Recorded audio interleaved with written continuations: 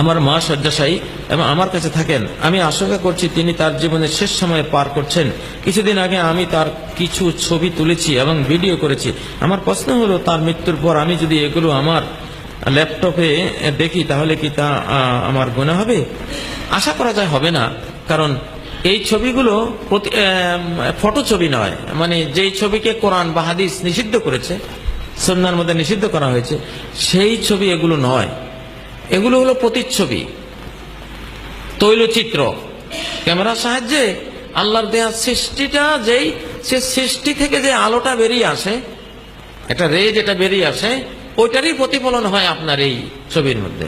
অথবা এটা হুবহু সৃষ্টি যেমন, সেটার প্রতিচ্ছবিটা আয়নার মধ্যে যেমন পড়ে, আয়নাতে আমরা দেখি নিজের ছবি, পানির মধ্যে যেমন পড়ে, পানির ভিতরে ছবি দেখি, ঠিক ক্যামেরার সাহায্যে এটা একখানে কাগজে পড়ে আছে, ওইটা আমরা দেখি। এটা প্রতিচ্ছবি। এটা হাদিস বর্ণিত ওই ছবিটা নয় যেটা হাত দিয়ে অঙ্কন করা হয়। হাত দিয়ে অঙ্কন করলে আপনি তার চেহারা দেখে দেখে আঁকছেন, এটা তার চেহারার কোনো প্রতিফলন এখানে হয়নি, তার ওখান থেকে কোনো আলো বেরিয়ে আপনার এখানে পড়েনি। আপনি নিজের হাত থেকে একটা ছবি এঁকেছেন, আল্লাহ সৃষ্টির মতো আলাদা একটা সৃষ্টি নিজে করেছেন। ওই সৃষ্টির কোনো প্রতিবিম্ব এখানে আসেনি, আপনি নিজ হাতে করেছেন। এইটা হলো মারাত্মক। এটার উপরে হাদিসে ধমকি এসছে, সবচেয়ে কঠিন শাস্তি হবে। আর ওটা তো আয়নার মধ্যে যে ছবি পড়ে, পানিতে যে ছবি পড়ে, ওই রকম।